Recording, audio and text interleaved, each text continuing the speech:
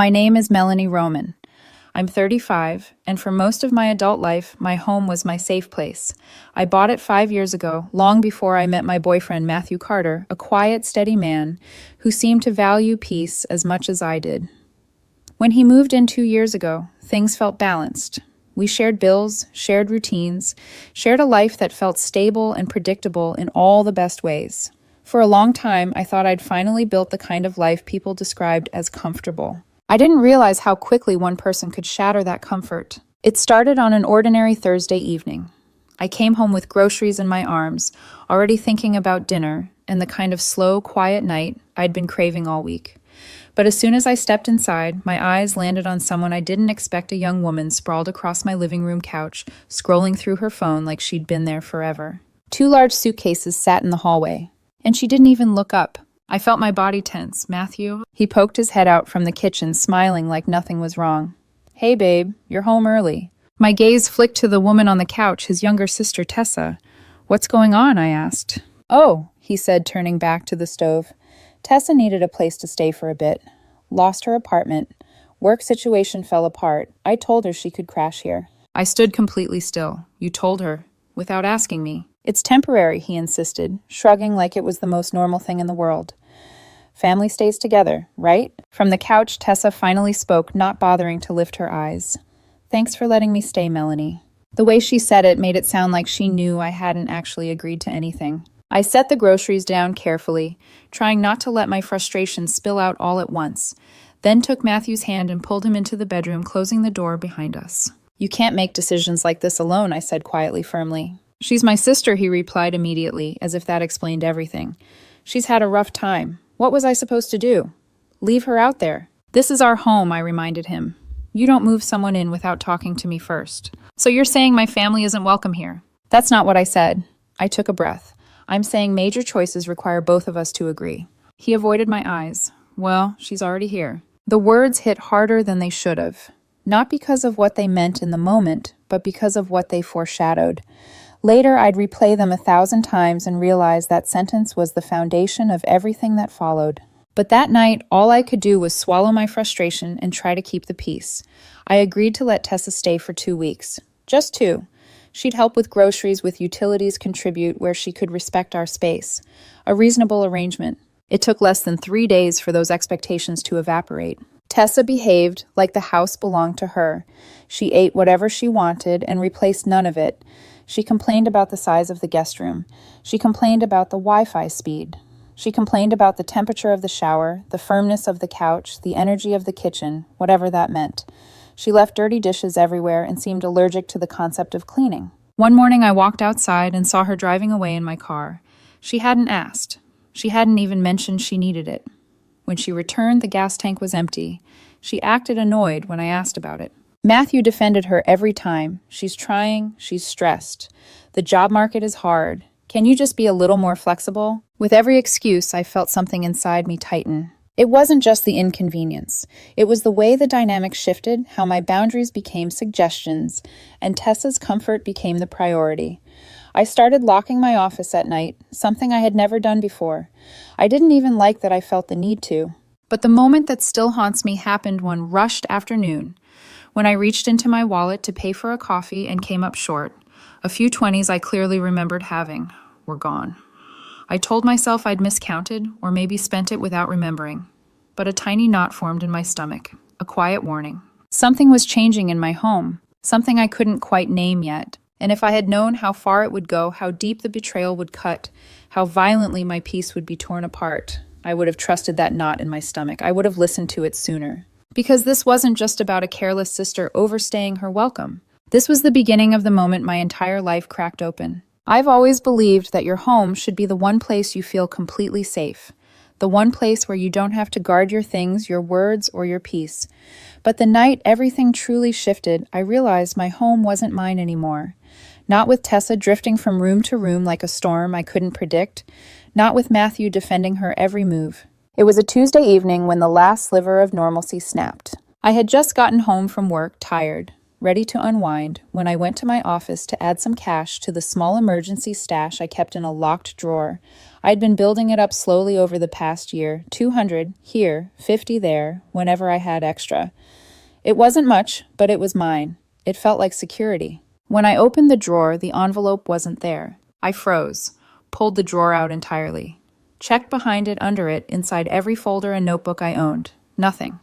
The envelope, everything inside it all, $200, was gone. My first thought wasn't even anger. It was disbelief, a hollow kind of dread that comes before the truth forms.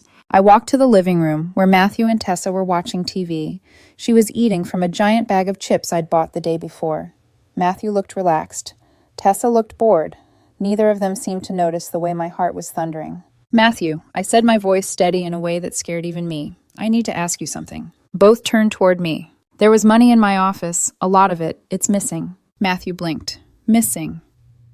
What do you mean missing?" "It's gone." Tessa crossed her arms, already annoyed.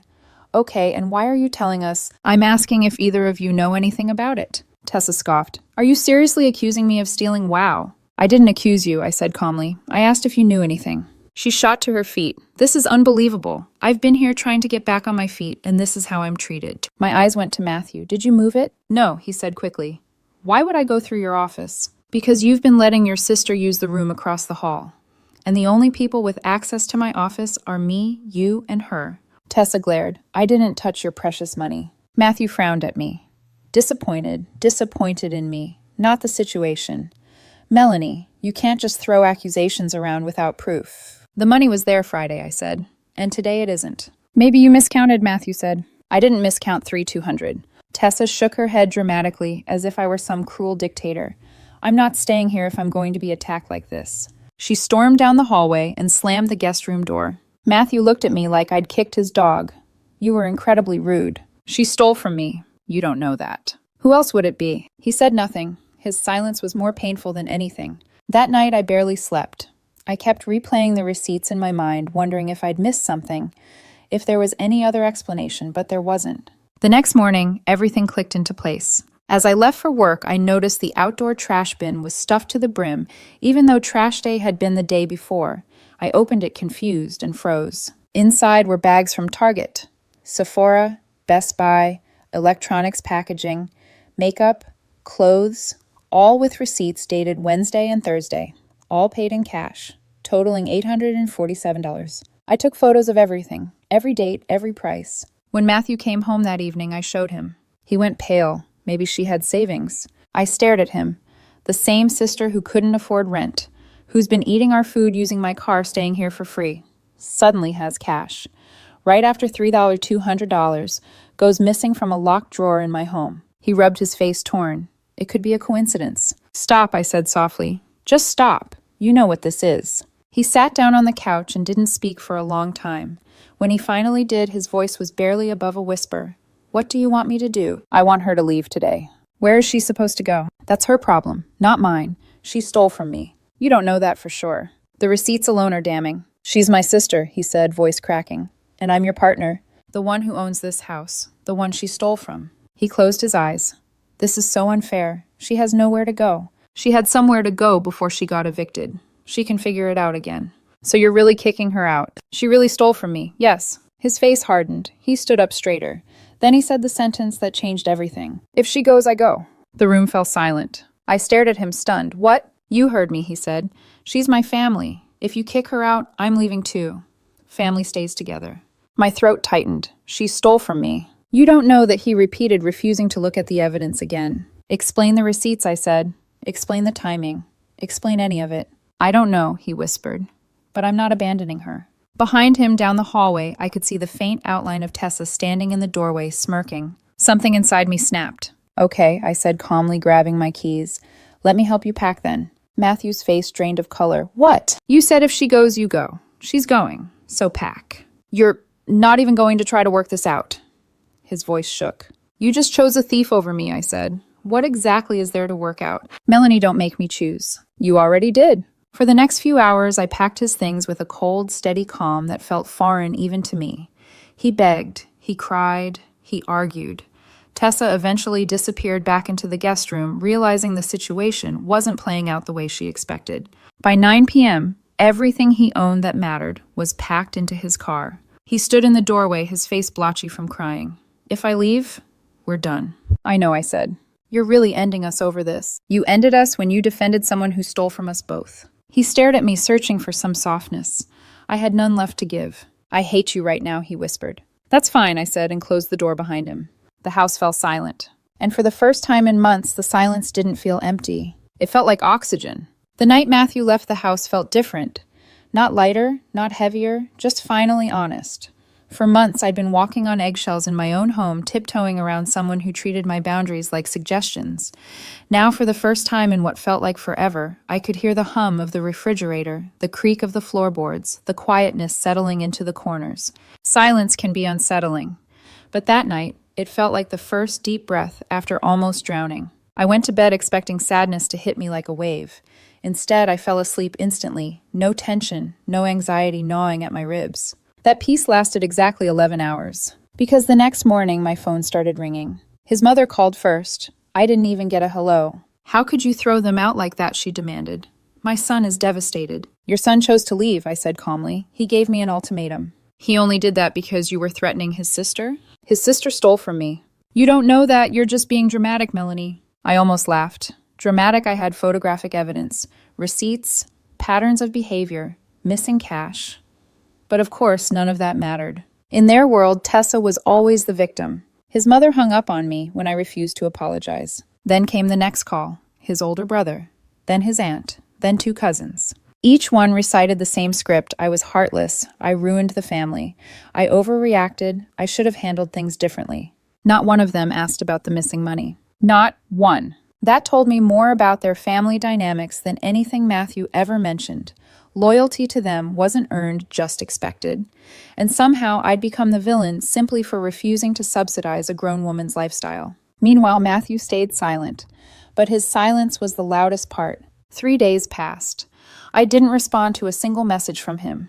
I thought maybe the quiet would give him space to reflect, to see clearly, to come to me with something resembling accountability. That fantasy ended on Wednesday afternoon. A courier knocked on my door and handed me a thick envelope. Inside were separation papers. Not a breakup text, not a conversation, not an apology, legal paperwork. He claimed irreconcilable differences and abandonment. Abandonment when he was the one who walked out. He wanted half the value of my house. He wanted the car in both our names.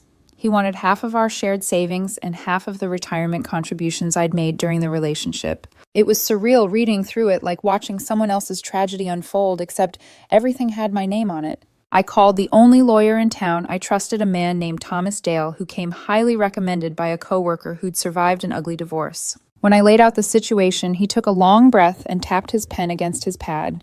"He's claiming abandonment," Thomas said. "Did you ever ask him to leave?" "No. I told his sister to leave, and he said if she went, he'd go too." And then he did. "Good," Thomas said, nodding. "That helps you."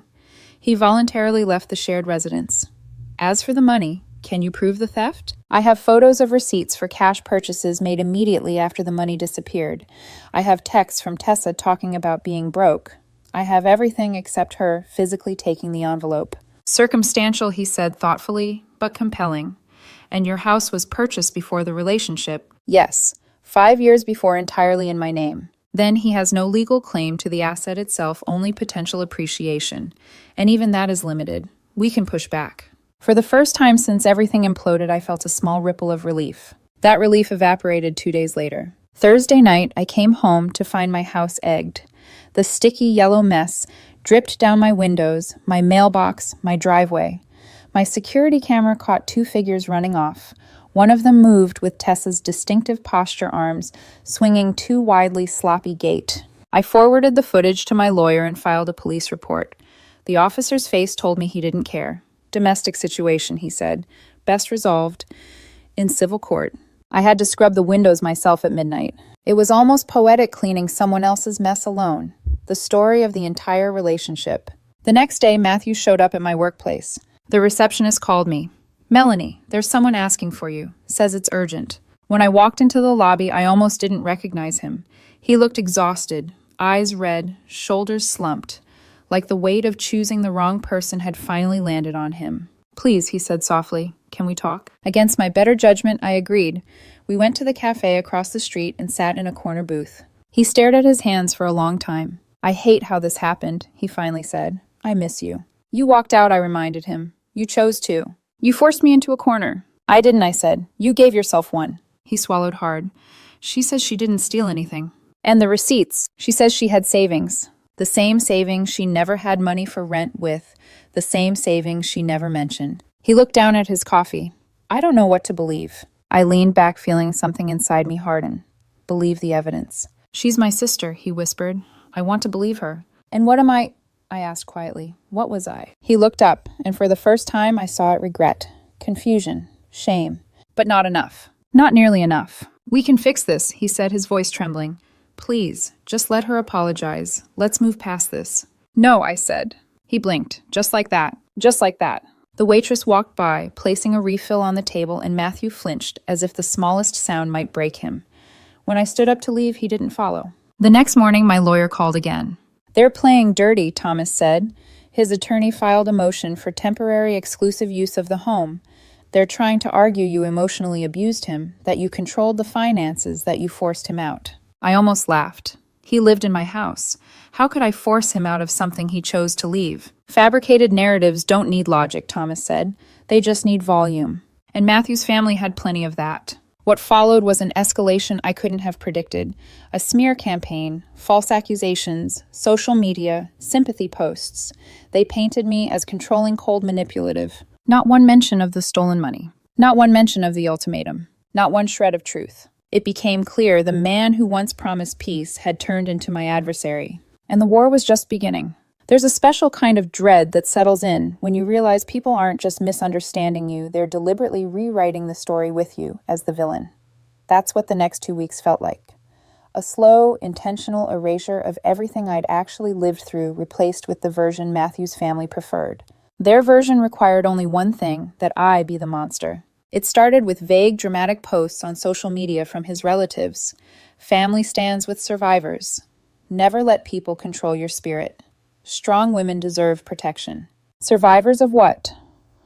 Protected from whom there were no names, but everyone close enough to know the situation understood exactly who they were talking about. What hurt wasn't the posts, it was that people immediately believed them. Comments poured in from friends of friends, acquaintances, strangers who'd never met me. Praying for you. You deserve better. Toxic partners are experts at manipulation. Nobody asked what actually happened. Nobody cared. Even worse, Matthew's ex-girlfriend, someone he'd mentioned only once in passing, started chiming in under the posts. Subtle things.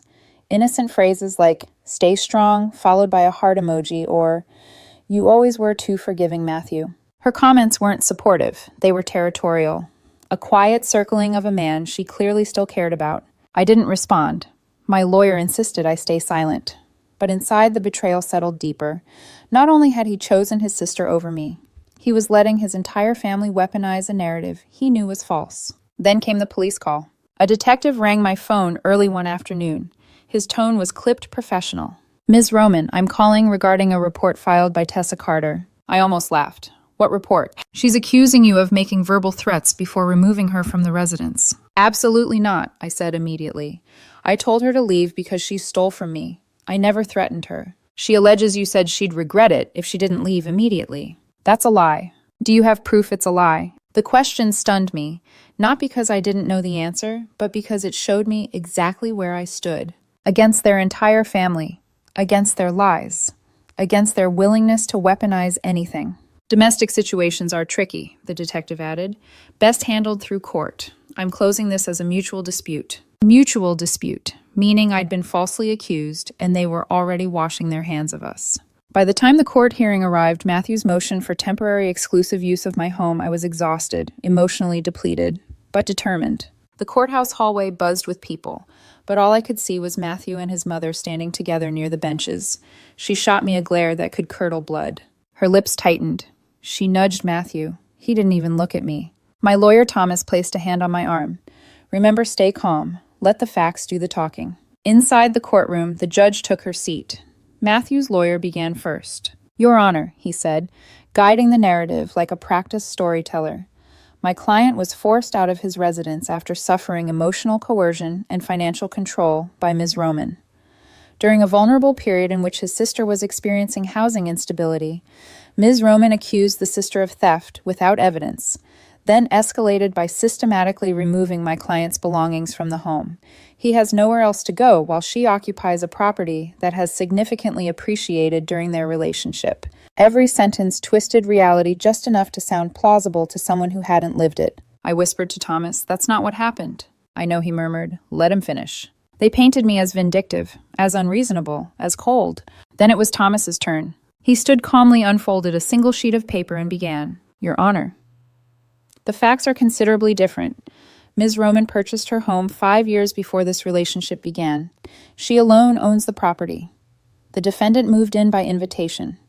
His sister later entered the home without Ms. Roman's knowledge or consent and stayed for over 2 months, contributing nothing to the household while consuming significant resources." He presented the photos, the timestamps, the receipts. When $3,200 in cash disappeared from a locked drawer in Ms. Roman's office, she found nearly $900 in receipts for cash-paid purchases made by the sister on the same days the money went missing. The sister, previously claiming to be financially destitute, offered no explanation. When Ms. Roman insisted the sister leave, the defendant issued an ultimatum. If the sister goes, he goes. He then voluntarily left the home, abandoning the relationship. The judge reviewed the documents, silently flipping through photos, pausing at dates. Matthew wouldn't look at me. Tessa wasn't there, of course. Cowards rarely show up for consequences. Finally, the judge spoke. "Mr. Carter, you left the home voluntarily. You were not removed. You made a choice." Matthew's lawyer tried to protest. "Your Honor." "Quiet," she snapped. "The timing of these purchases is suspect. Ms. Roman acted within her rights as the sole owner of the property. Motion denied.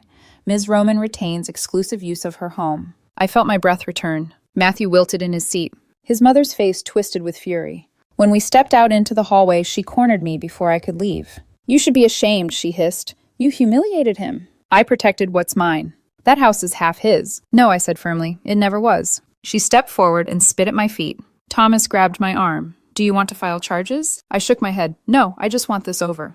He nodded. "It's not over yet, but we're getting there." And he was right. The hearing was just the beginning. The real unraveling, the collapse of their lies, their unity, their narrative hadn't even started. But it would. Soon. You can only build lies into a tower for so long before the weight of them starts snapping the beams underneath.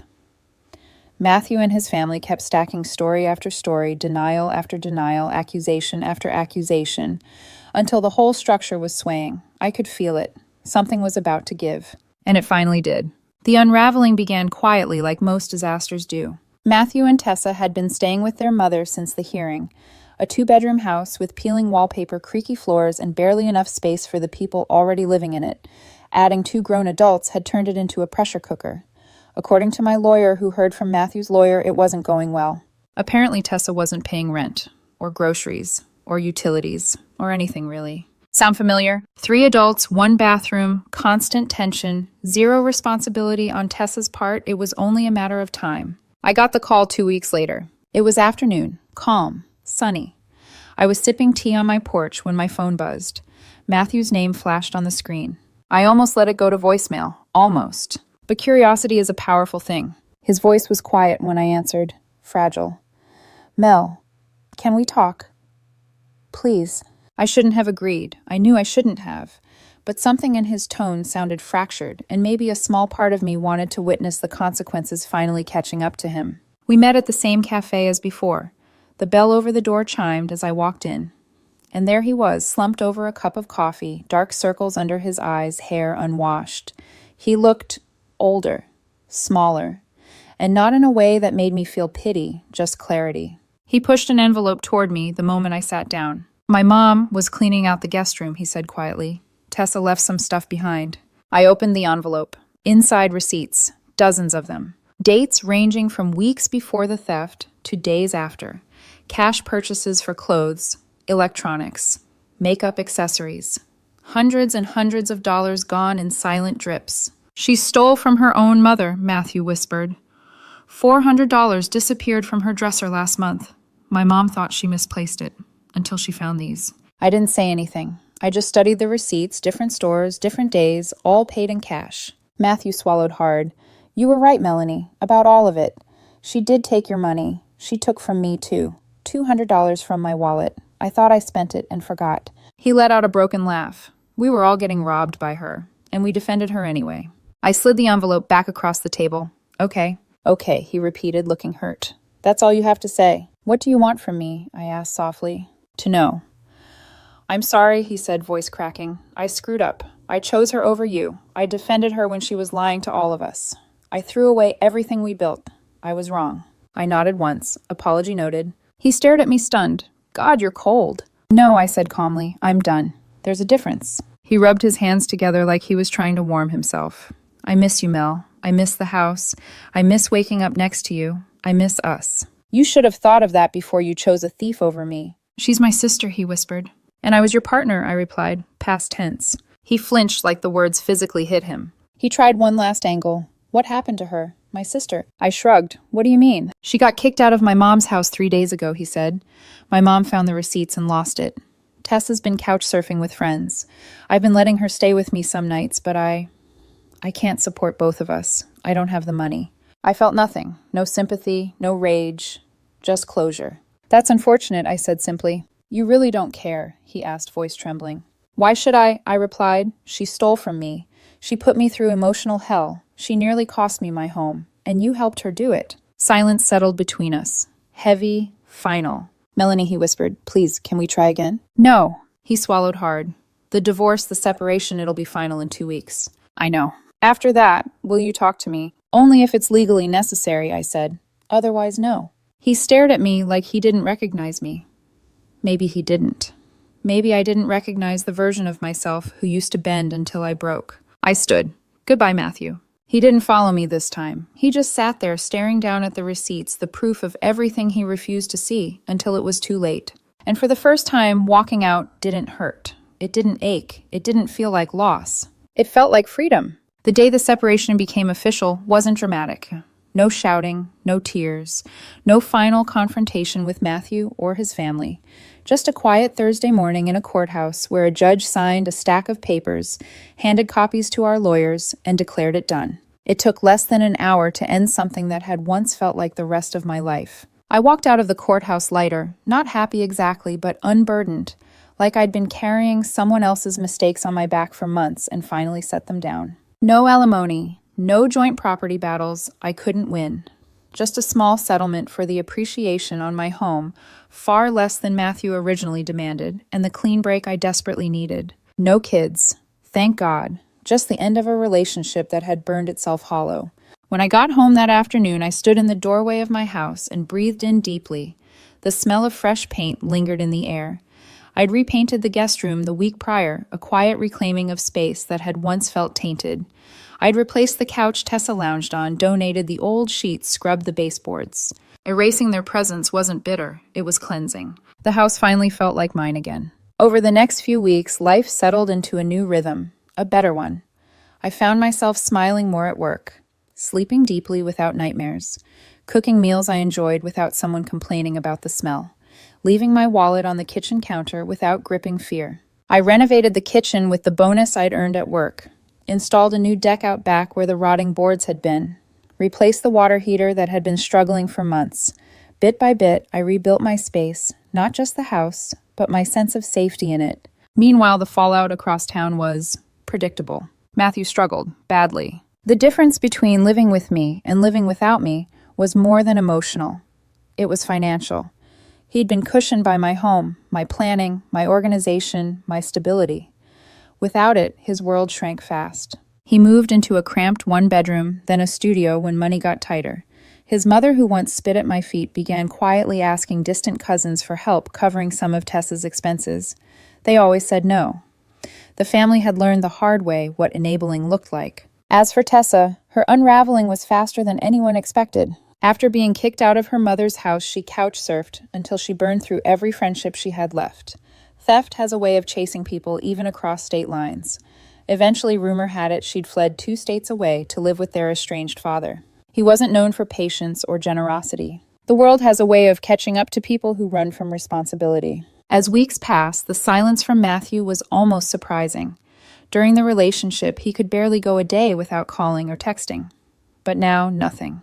At first. Then one evening, long after the sun had set, my phone buzzed. A text from an unknown number. "I hope you're happy now." I didn't reply. There was nothing to say. A week later, another text came. "I really messed up, didn't I?" That one hurt a little, but not in the way he probably hoped.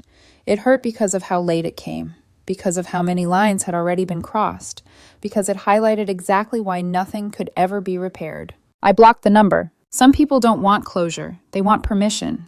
They want you to say, "It's okay. You tried. You're forgiven." But I didn't owe him that, and I certainly didn't owe him access. Not anymore. 1 month after the final court date, I realized something strange. I didn't miss him, not even a little. In the evenings, I sat on my new deck with a mug of coffee and listened to the quiet hum of my neighborhood. No arguments, no footsteps I dreaded hearing, no slam of the guest room door, no lingering tension. Just peace. If you had told me a year ago that the silence I fought so hard for would one day be the thing that healed me, I wouldn't have believed you. Silence used to scare me.